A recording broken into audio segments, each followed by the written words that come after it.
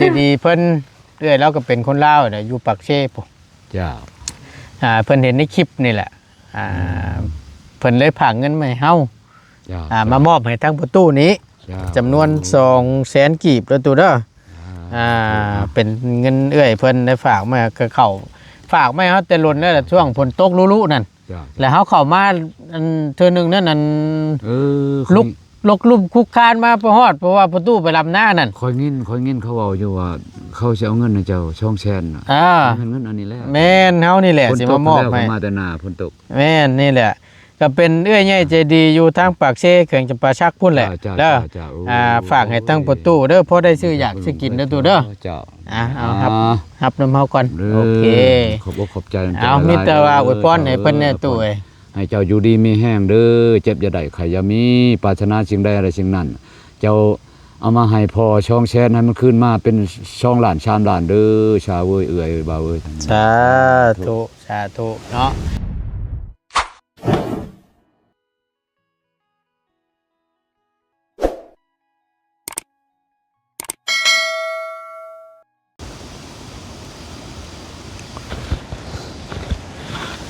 ก่อนอื่นพี่น้องกราบทักทายสบายดี FC เบิดสุขุทุกคนเด้อพี่น้องเด้อบ่ว่าสิอยู่ในและก็ต่างประเทศก็ยินดีต้อนรับเข้าสู่ช่องประธานป้องชาแนลคือเก่าเนาะนำเสนอโดยบ่ตูนคือเก่าคือเดิมเพิ่มเติมมื้อนี้พี่น้องเอ้ยบ่ตูนได้มีโอกาสได้ลงมาทางบ้านห้วยยึงเนาะเมืองเชฟโปนแขวงสวรรณเขตเฮาอีกข้อนึงพี่น้องหลังจากที่ทางบ่ตูนได้มาช่วงฝนตกรอบก่อนนั่นแหละที่มากับทางเบาไร่เนาะได้ขี่รถจักรเข้ามาคือช่วงนั้นก็สิเป็นช่วงพายุเข้าแล้วก็ฝนตกลิ้นนั่นคู่มือซื่อพี่น้องบ่ตูนเข้ามา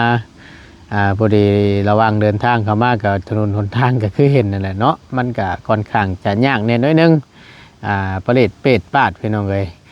คือทางบ่ตูนเข้ามามื้อนี้ก็พอดีที่เข้ามาหาทางประตูปืนแก๊ปนี่แหละพี่น้องเนาะที่เมียถิ่มเราหั่นแหละทางบ่ตูนก็ได้มีโอกาสเข้ามาหาทางเราอีกรอบนึงบ่ตูนเข้ามาหาทางประตูปืนแก๊ปในมื้อนี้เนาะก็ทางบ่ตูนจะเอาเงินมามอบให้ทางประตูปืนแก๊ปเพิ่นจำนวน200,000กีบพี่น้องเอ้ยเนาะก็เป็นเกียรติทางบ่ตูนก็ได้เป็นสะพานบุญให้กับทางเอื้อยใหญ่ใจดีเนาะเอื้อยเราก็เป็นคนลาวนี่แหละพี่น้องขออนุญาตเอื้อยซะเนาะพอดีทางบ่ตูนได้เข้ามามื้อนี้ก็สินำเงิน200,000กีบนี่ไปมอบให้ทางประตูเราเนาะทางเอื้อยเราก็ได้ฝากมาให้ทางบ่ตูนก็ตั้งแต่ล้นแล้วล่ะพี่น้องเอ้ยบ่ตูนเข้ามามื้อนั้นก็บ่พบบ่พ้อทางประตูเพิ่นถามว่าไปรับจ้างว่าซั่นลำให้ลำหน้าเนาะพอดีทางบ่ตูนก็ได้กลับออกไปมื้อนั้นเนาะก็ได้เข้ามาหาทางประตูเราอีกรอบนึงก็เป็นเวลาก็ล้นเติบแหละขอโทษขออภัยทั้งเอื้อยหลายๆเด้อเนาะเอาก่อนอื่นทางประตูก็ต้องขอบบุญขอบคุณขอบอกขอบใจทางเอื้อยใหญ่ใจดีหลายๆเนาะทั้งเอื้อยเรากับมีน้ำจิตน้ำใจบิแบ่งมาเนาะเห็นแล้วดูโตนเราก็เลยอยากซอยเนาะถึงแม้ว่าโบราณกะแต่อยากซอยทั้งเอื้อยเราก็ได้เนาะทางประตูกะขอบบุญขอบคุณเนาะในนามตัวแทนเนาะดังหน้าให้กับทั้งเอื้อยเราพี่น้องต้องขอบบุญขอบคุณขอบพระขอบใจทางเอื้อยใหญ่ใจดีหลายๆเนาะจากปากเซ่พี่น้องเลยพุ่นละทาง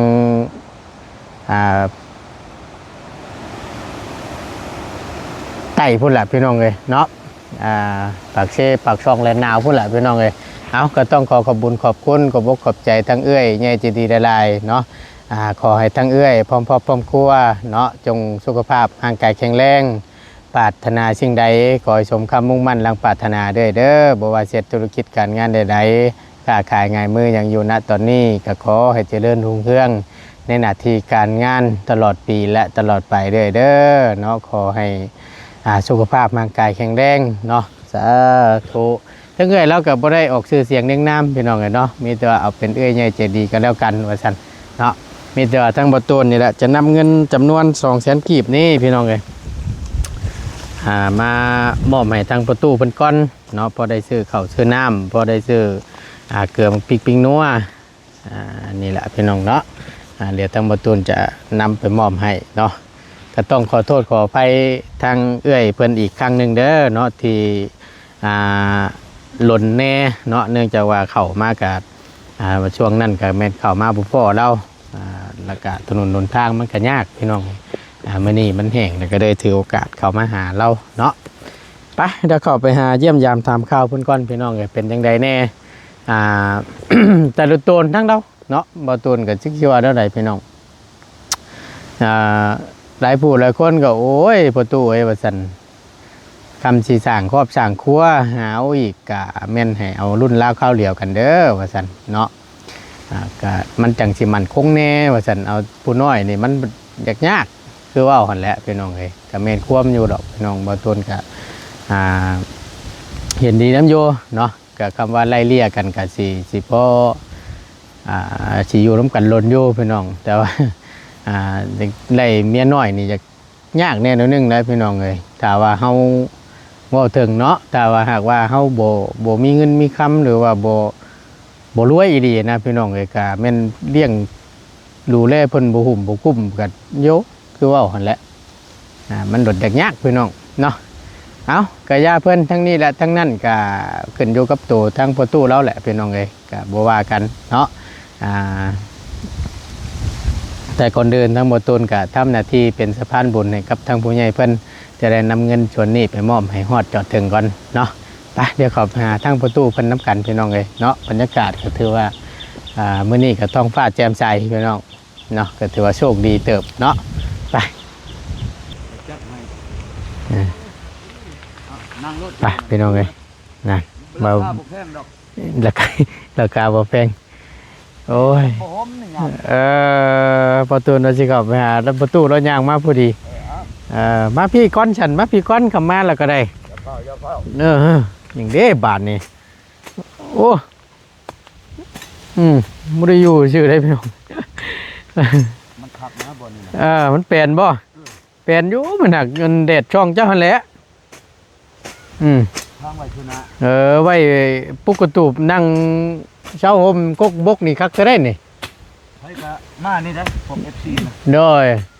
ว่ามันนั่นเด้มันห่มมันเย็นดีได้ตู้ใหญ่ไว้เนาะปลามิกเจ้านี่ก็เนาะปลูกได้จักปีแล้วตู้บ่ฮอดปีนะบ่ฮอดปีเนาะฮอดแล้วบ่เฮ้ยปลูกวังเดือน5นี่เด้เดือน5บางนึงนี่โอ้ยก็ยังได้เนาะได้เท่าไหร่จักเดือนเฉเดือนยังเฉเดือนนี่เดือนนี้ก็เดือน7เลยเดือน7เดือน8นึงก็ผ่านมาก็2-3เดือนนึงได้อยู่ดอกใหญ่ไวดีถือว่าปลูกนี่คุ้มเลยได้พี่น้องปลูกจักปีเพิ่นโลเท่านึงนี่เดี๋ยว7 ปี6-7 ปีแล้วเขาเก็บกูเท่านึงเขามันใหญ่เขาบ่ใหญ่เขาก็เนียนไปมันใหญ่ช้ามันใหญ่ได้สเต็ปมันก็6-7 ปีโดยก็ว่าง่ายๆก็ปลูกครั้งเดียวแล้วมันคุ้มแล้วนะพี่น้องเอ้ยตัดรุ่นอีกรุ่นนี้ก็แม่นแตกขึ้นมาอีกแล้วก็แม่นตกแต่งเอาลำเพิ่นต่ออีกเนาะเห็นบ่อย่างบนทางตัวนั้นครับโดยเขาหาตัดปีนี่เห็นบ่ใหญ่ยาวเลยแป๊บเดียวเนาะไว้ดิเพราะเขาจะให้ปลูกมันเขาใช้ปุ๋ยถือตามสูตรเพิ่นตามสูตรของจีนมันแนะนำให้แป๊บเดียวเนาะผู้ใดมีที่มีทางพอปลูกไว้อยู่พี่น้องเอ้ยถ้าบ่มีก็บ่มีที่ก็คือว่าหั่นแหละเนาะมาพี่ตู้มานั่งน้ำเฮาพี่ก่อนจังหน่อยมาวางผ้าวางมีดก่อนจังหน่อยนึงไอ้ยานี่เจ้าของปลูกเจ้าของพันธุ์บ่เห็นบ่แล้วมันใหญ่โพดเฮ้ยมาพี่ตู้นั่งน้ำเฮาพี่จังจะบ่สะท้อนแสงมาพูดคุยกันก่อนมาบ่ได้เข้ามาหาลุนเติบเลยมามื้อนั้นก็จังว่าบ่พอมามื้อนั้นน่ะมื้อใดโอ้ยช่วงฝนตกกันน่ะนั่งนี่ตู้มาตลอดคือว่าเฮาถามมันอันนั้นนะน้องเพิ่นผู้นึงนั่นอยู่เฮือนหลังก่อนั่นนะแล้วเฮาถามว่าประตูไปซ้ายวะ ผู้ดีทั้งน้องเพิ่นว่ามันประตูไปอันนั้นไปลำหน้าว่ะ บ่ได้อยู่ดอกบ่ เออ หน้าก็หาขึ้นหาอยู่ เออ นี่ก็เกี่ยมสิไปเลยบ่ลาวโทรมา บ่ เลยอยู่ มื้อนี้น่ะนะ โทรมาแต่เช้า อืม ไปอยู่ใช้บ่อยู่เฮือนนี่แหล้วว่าเกี่ยมสิไปแล้วห้อยๆสิเข้าไปหาได้บ่เข้าไปหาก็สิอยู่ พายปืนแหละย่างฮอดทีละ บ่โอ้ย ยินเสียงโทรศัพท์แกรงแรงๆแรงมันไปเบิ่งบัดออกชื่อบ่าวลาวอยู่หั่นเอา แม่นแล้วบัดนี้ แม่นแล้ว เอาสบายดีเด้อตู่เด้อ สบายดี สบายดีพบเจอกันอีกรอบหนึงพี่น้องเนาะทางบ่ตูนก็ได้เข้ามาอีกพอดีเข้ามารอบก่อนน่ะมากับบ่ได้ผัดบ่พอทั้งประตูเราประตูเราไปอันรับจ้างว่าซั่นลำให้ลำหน้า อยู่ดอก บ่ได้อยู่หรอก ลำหน้า ชวนลายก็ได้นี่แต่ไปก็ไปเราก็ได้ เนาะ ทำก็บ่หลายปานใดดอกรับจ้างก็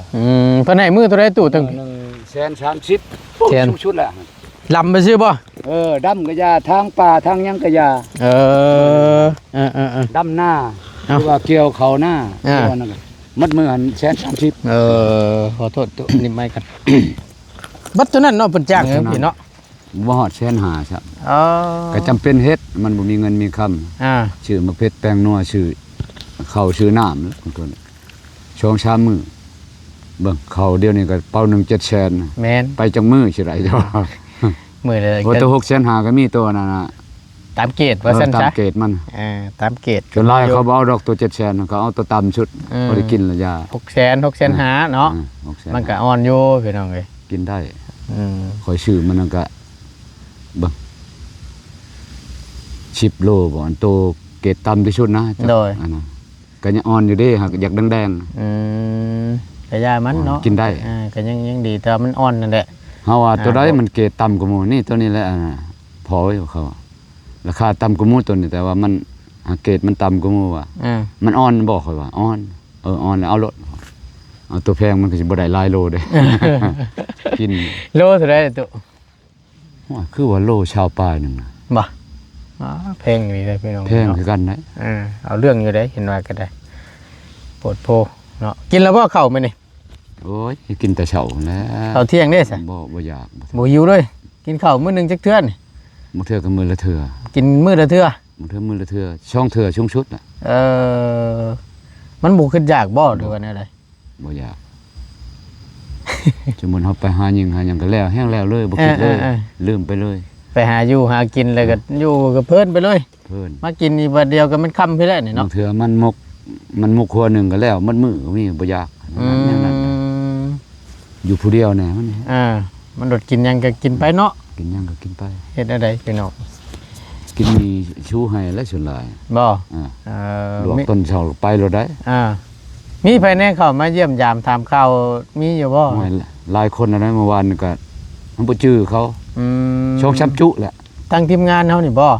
ทีมงานเจ้านี่ เอาที่แม่นว่าบุญสารวัตรบ่พี่น้อง บ่บุญชลวันบ่ไล่อันนั้น เอา บ่ไล่พาลุย ๆ มาช่วงคนเขาแม่นแหละมื้อนั้น แม่นแล้ว คือว่าชามอีกกับชาวนะหั่น ไผตุ ชาวหยังคนน้อยๆอายุ13ปีนี่เพิ่นผู้นั้นฮู้ชาวไร่ชาวหยังบ่อันนี้ถามเพิ่นผู้นั้น น้องชัยบ่ ชาวไร่ โอ้น้องชัยสายซิ่ง แล้วก็ เบาลูกเบาบุญคง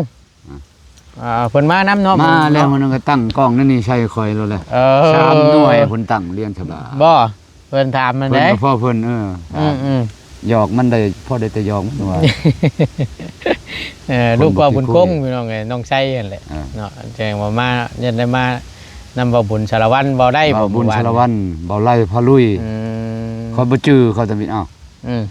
ต้นถามชื่อเขานั่นแหละเจ้าคือเบาไล่พาลุยจื้อเลยได้หั่นน่ะเบาอันนั้นเบาบุญชลวันนั้นบ่จื้อ แล้วเขามาเจ้าจักเทื่อแหละ บ่หลายดอกประมาณ2-3เทื่อ 2-3 เทื่อ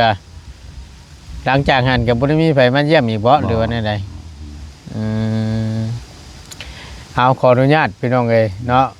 ได้พบพ่อได้พูดคุยกับทางประตูนี่ก็ถือว่าหลายๆครั้งแล้วเนาะแวะเวียนมาหาทางประตูเราก็คือช่วงหนึงนั่นคือจังว่าเห็นทั้งอันนี้ว่าขอโทษนำเด้ออันทั้งเมียเก่าผู้เลิกลาไปเพิ่นมาแต่ทั้งฝั่งไทยแล้วบ่มาเทศเวียกแล้วเพิ่นลงไปแล้วบ่ ยังบ่ทันลงยังอยู่หั่นแหละมันแล้วหน้าแล้วเตรียมเนี่ยพากันเตรียมสิกลับคืนน่ะไปเฮ็ดเวียกอีกอยู่จังหวัดระยองพุ่นเอาเพิ่นมาเพิ่นมาอันนี้นะมาเฮ็ดหน้านี่มาทำไห้ดำหน้านี่มาลำไห้ดำหน้ามาจ้างเขาแล้วโอ้แล้วสิเป็นอาทิตย์แล้วเขาเกมสิเมื่ออีกสิลงไปละเขาก็คันบ่ไปก็บ่มีเงินมีคำ บางเทื่อเขากินทั้งพ่อแม่พี่บ่มีกับมันพากมาบ่ตีแลเนาะเฮือนชาติมันต่อออกหั่นบ่บ่ได้ยันวันใดชาวโหยชื่อมันโหยชื่อโหยนางโหยหานี่บ่โหยหานี่แหละโหยหาโหยหวน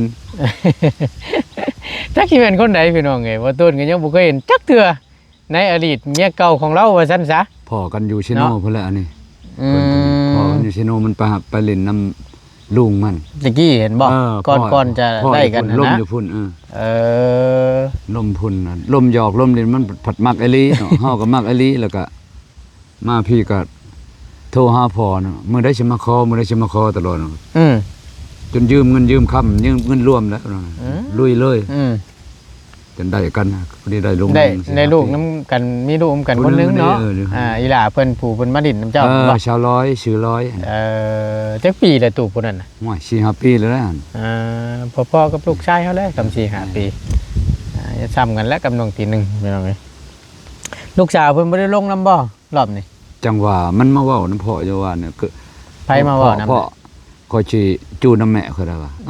จู้ใช่ลูกว่าจู้ไทยเพิ่นอ้าวมึงสิไปเฮ็ดหยังวะไปแล้วค่อยกินฮอดแม่ค่อยอยากลงน้ำแม่บัดนี้อยากลงน้ำแม่แล้วแต่เฮาว่าที่ว่านั่นใดเนาะใหญ่แล้วแต่มันคิดแม่มันคิดอันนั้นมันแพงแม่มันขนาดได้ทั้งเราก็ยังบ่ได้สร้างครอบสร้างครัวบ่ยังหลังจากที่ย่ากับพ่อตู้ไปนี่ได้ยังมันบ่ชนใจมันยังชนใจหาเงินก่อนหาเงินอย่างเดียวเราก็ได้หาเงินเลี้ยงลูกเลี้ยงลูกเลี้ยงพ่อเลี้ยงแม่แล้วซื้อเขากินกันเขาบ่กุ้มเฮ็ดก็เฮ็ดหน้าเขาเฮ็ดหน้าเขาบัดนี้บัดได้เขามากก็แบ่งให้เขาแน่กินมันบ่กุ้มคนหลายเพิ่นเพชรหน้าเขาเจ้าบ่หน้าเขาหน้าไทยบ้านนั่นได้จักเป่าได้จักสอบแต่ละปีประมาณ 4-50 นี่แหละบางเทื่อก็บ่ฮอดมันกินหลาย40ไป30ไปเถอะ4-50ก็บ่แม่นว่าสิได้เต็มเนาะแบ่งให้เจ้าของหน้าแบ่งให้เจ้าของหน้าแบ่งให้คนช่วยคนยังแน่แล้วมันกันกินเถื่อคนไปเฮ็ดเลยเขาเอาเงินเอาค่ำเขาไปช่วยเลยจนแล้วน่ะได้เขามาให้เขาช่วงเป่าเป็นนั้นน้ำใจว่าซั่นซะเนาะเพิ่นช่วยเฮาช่วยเพิ่นแล้วนั่นก็เกิดชื่อกินเงินลูกสาวฝากมาก็ชื่อกินเขาชาวโหยเพิ่นเห็นว่าเมียเก่าเพิ่นมาว่าซั่นพี่น้องเอ้ยทั้งหมดอ้าวมาพ่อทิ่มพ่อปากอันยันเมียผู้นี้แล้วหลอกลวงให้ป้าผู้นี้พอยังคิดอยู่ได้กูมื้อคิดเสียหลายบ่คิดเสียได้แล้วมันคนดีคนหาเงินหาคำเก่งบ่มันคือผู้นี้ได้ผู้ล่าสุดนี้เห็นแต่ของผัวได้น่ะก็โอ้ยแหบหมดแหบแต่เจ้ามันสิหาเป็นไปชังอันนั้นถ่ายแล้วบ้านนี้เนาะกันว่าเรื่องผู้บ่าวเนี่ยเก่งผัวนี่นั่นเลยคนบ่จักคนสังคมต่ำกันเขาบอกบ่คือหมู่เฮ็ดหยังก็ได้เชื่อว่าเท่าใดเนาะยามันแหละวิทย์เฮาล่ะเราพื้นท่านคนได้อันนี้เว้าสู่กันพังซื่อๆเพราะเป็นบทเรียนเพิ่นก็โดยเอาก็มีแต่ว่ามันผ่านแล้วก็มันผ่านไปเนาะตัวเนาะก็ผ่านจากเฮาก็ไปหาหมู่ผ่านจากหมู่ก็ไปหาหมู่ไปเรื่อยๆนะคนเฮานะ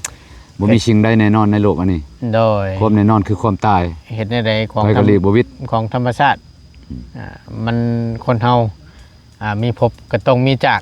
ว่าซั่นซะเนาะมีเกิดมีตายเนาะแม่นบ่จากเป็นก็จากตายว้าด้วยคู่ฮักนี่คือจังซี่แล้วพี่น้องมันก็บ่เข้าไผออกไผหรอกก็บ่มีไผอยากให้มันเกิดว่าซั่นซะแต่มันก็เฮ็ดได้ของธรรมชาติคือว่าแหละเนาะโตบางคนพี่น้องเอ้ยก็ไล่ลูกไผลูกเคยคนอยู่นำกันฮักแพงกันกินชุกกินดิบนำกันไปจากกันมันก็คิดบ่อยากให้จากนั่นแหละแต่ว่ามันจำเป็นเด้ว่าบ่มีสิ่งใดแน่นอนแล้วก็พออยู่ได้ได้เนาะมันก็อ้ายมีเหตุผลแล้วเนาะ แนวมันแล้ว เอาพี่น้องเอ้ยบ่ว่ากันเนาะพี่น้องเนาะ สิเฮ็ดจังใดในเมื่อมันเป็นไปแล้วคือเพลงเขาว่าแหล้ว เนาะ ก็บ่ตีหรอกทั้งเพิ่นก็เพิ่นก็สร้างครอบครัวใหม่ทั้งประตูนี่ก็อยู่คนเดียวบาดนี้แล้วก็พอได้ลูกสาวนี่แหละพอได้มาลิ้นมาแอนมาล้มน้ำลูก ชาว กับ เมียเก่านะ อดีตผู้เมียเก่าเรานี่แหละเนาะแต่ทางประตูก็ยังบ่ได้เห็นนะบ่ว่าเพิ่นอยู่เฮือนบ่ จังน้อยอยู่หั่นละ เออ ไอ้นั่นหันก็อยากไปหันพาให้ไปอยู่ แต่มาหาเจ้าคนบ่คนว่า โดย หันก็อยากไปอยากเห็น โดยว่าเห็นได้ยินแต่เราเว้าสู่ฟังดอกแต่ว่าเฮือนเมียเก่าว่าซั่นเฮือนไม่เฒ่ากันนี่แหละเราเฮือนก่อนั่นน่ะพี่น้องอยู่นี้ว่าซั่นแต่ว่ามาได้บ่ตุนก็ยังบ่ได้พบพ่อดอกจักเป็นอะไรหน้าตาเมียเราก็ได้จักว่าซ้ำกันกับเจ้าบ่ซ้ำอยู่บ่ โอ้ จัก งาม ปี บ่ แล้ว มันหันโอ้ยมันหันบ่ โอ้บ่ทันฮอดเช้าซั่นเด้อ ฮะ ข่อยเอามาก็แต่13 ปีคือกัน 13 14 15แหละ ยังบ่ทันฮอดเช้าอยู่ ย่านยังเนาะบ่ทันฮอดเช้า เดียวนี่ได้ อืม มันสิบ่รุ่นเดียวกันบ่ใช่กับมันผู้เจะผู้วันเขา เป็น ปะ เอื้อย จ้า เอื้อย เอื้อยน้อยหนึ่ง ไกลๆนี่แหละ เออสันบ่ซะ ตำราพ่อมันบ่ได้เคยมีเด้อายุระดับ25ปีขึ้นไปพอล้มบ่แล้วบ่แล้ว บ่ อยู่เชโนคือกัน13อ๋อปะเป็นทหารชำเลียงเอาตัวนั้น มาเป็นทหารตั้งแต่11 12 ปี 13 14 ปีแล้วก็จดประวัติเลย บ่ เอาพวกนั้น ว่าแล้วก็บ่ขอโทษนำตัวอันเงินเกษียณเป็นทหารณปัจจุบันนี่ยังได้รับอยู่บ่หรือว่าแนวใด ก็พอได้รับมันบ่หลาย เพิ่นให้ทุกเดือนบ่ ทุกเดือนคัน เดือน เฮาเอาเป็นปีก็ได้คันเฮามีหยังกินเขาปรากฏเอาในตู้นั้นมีบัตร ATM เขาเฮ็ดบัตร ATM ให้เขาบ่ได้จ่ายได้เดี๋ยวนี้ ได้เท่าใดบ่ขอโทษนำแต่ละเดือน โอ้ย3ล้านปลายนี่แหละ ต่อเดือนนั่นนะ 3ล้าน3แสน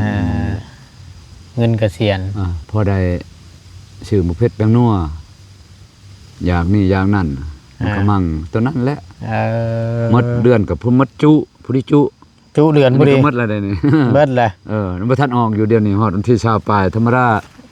วันที่10ปลายออก เดือนนี้20ปลายแล้วยังบ่ทันเห็นกลิงๆลังๆเขาตั้งโทรศัพท์พอ บ่ โทรศัพท์ยูเทลอันชูนเขาตั้งให้คันเงินออกมามันลิงๆโลด โอ้ รายงานอยู่หั่น แจ้งเตือน เห็นเอาตัวเลขอยู่หั่นกดเบิ่ง โอ้ ถ้าไปบัดนี้ ส ส บายตะกี้นี่พอเที่ยว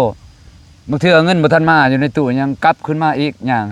เพิ่นคิดห้วยให้เขาตั้งให้มันฮู้ว่าเงินออกเขาจังไปบัดเดียว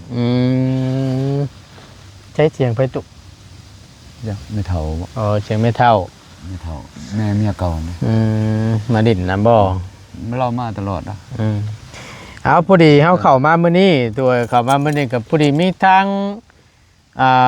นั่งน้ำเฮาจับจ้ะ มีพอดีมีทางเอื้อยใหญ่ใจดีเพิ่นเอื้อยเราก็เป็นคนลาวน่ะอยู่ปากเซ่พุ่น จ้า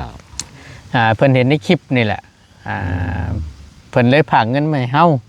จ้าม ามอบให้ทางประตูนี้ จ้า จำนวน200,000กีบแล้วตัวเด้อ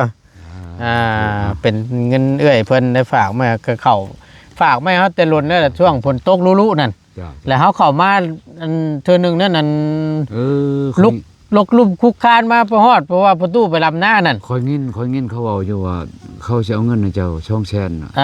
เงินอันนี้แหละ แม่นเฮานี่แหละสิมามอบให้ มาแต่หน้าฝนตก แม่นนี่แหละก็เป็นเอื้อยใหญ่ใจดีอยู่ทางปากเซ่เขื่องจำปาชักพุ่นแหละ จ้า เด้อ จ้า ฝากให้ตั้งประตูเด้อพอได้ซื้ออยากซื้อกินเด้อตัวเด้อ เจ้า เอาครับน้ำเฮาก่อนโอเค ขอบอกขอบใจ เอามิตรว่าอวยพรให้เพิ่นแน่ตู้เอ้ย ให้เจ้าอยู่ดีมีแห้งเด้อเจ็บอย่าได้ไข้อย่ามีปรารถนาสิ่งใดอะไรสิ่งนั้น เจ้าเอามาให้พ่อช่องแชทให้มันขึ้นมาเป็นช่องล้าน3ล้านเด้อชาวเอ้ยเอื้อยบ่าวเอ้ย สาธุเนาะ บ่แย่งกันนั่นแหละ โอ้ยดีใจน้ำละลาย ขอบใจหลายเด้อ โดยพอดีทั้งเอ้ยเราก็ติดต่อมาทางเบอร์ WhatsApp ทั้งบ่ตูนนี่แหละก็ จ้า เอาเงินให้บ่ตู้ปืนแคปในเด้อบ่ตูนว่าซั่นบ่ตูนก็ได้ส่งเลขบัญชีให้เอ้ยเราฝากมาให้200,000ที่แรกเฮาคิดว่าเป็นลูกเป็นหลานบ่ตู้บ่หั่นน่ะแล้ววันนี้เฮาก็ได้ เชื่อเล่าฮู้บ่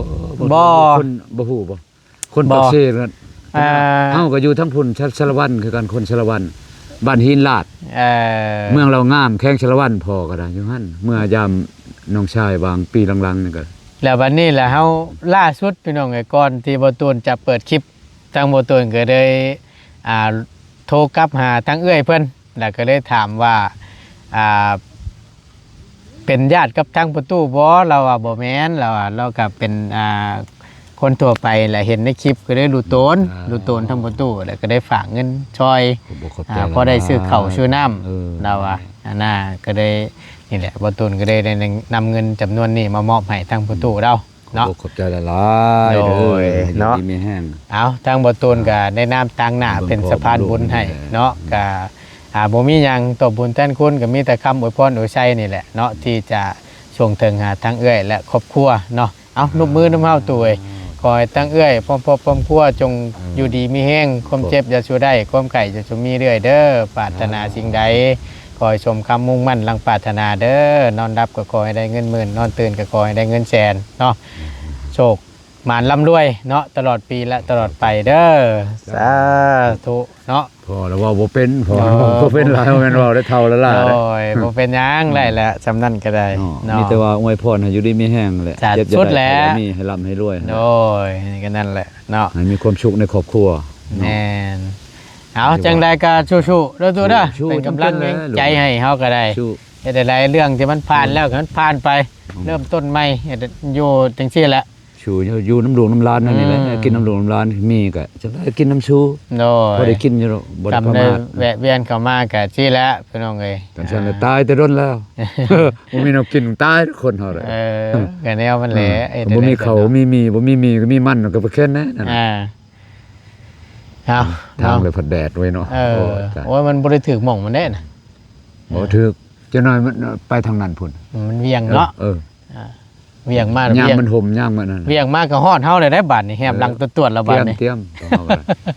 เอาอยู่ดีมีแฮงเด้อพี่น้องเด้อขอบคุณหลายๆ FC เบ่สุขุทุกคนสำหรับคลิปนี้ แล้ว บ่าวตูนและตั้งประตูลำลาเด้อพี่น้องเด้อเนาะ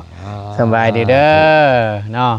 โชคดี โดยพอได้ซื้อเกือกพริกพี่นัวเนาะตูเนาะ จ้าโอ้ย ซื้อข้าวซื้อน้ำได้หลายโลเติบได้น่ะ ว้ายแนวมาแล้วนี่ อืม กุมหลายมื้อหลายวันเติบแล้วพอสิกินหลายปานใด ผู้เดียวเนาะ มาช่องจอกกันนะจอก จอกกินน้ำมันบ่ กินฮอดช่องมื้อก็บ่หมด เออ บ่ได้กินหลายจักมันบ่อยากแน่ คือนี่นั่นนี่กินแต่เช้าน้อยเดียวนี่ โดย อยู่เฉย สำบายเนาะ สบายเลยอยู่ผู้เดียวก็สบายนิดนึงเฮ้ย เออ ลูกมีเมียก็สบายนิดนึงอยากจะเขาบ่ได้อยู่ได้กิน ดิ้นรนหา เฮาบ่ได้เห็นบ่พอบ่ได้อยู่นี่ แนวมัน คน แหละ มักหากินนะ จักสิว่าได้นะตัวเนาะเอาอยู่ดีมีแห้งตัวเอ้ยเนาะโดยสาธุเนาะ มายามกันพอได้เห็นหน้าเห็นตา เฮาผ่านไปผ่านมาก็แวะเวียนเข้ามาจังซี่แหละเนาะ ได้หยังก็อย่าเห็นหน้าเห็นตาดีใจแหละ โดย ช่องทุ่ง เอาพี่น้องเอ้ยไปอยู่ดีมีแฮงโชคหมันร่ำรวยพี่น้องสบายดีเด้อ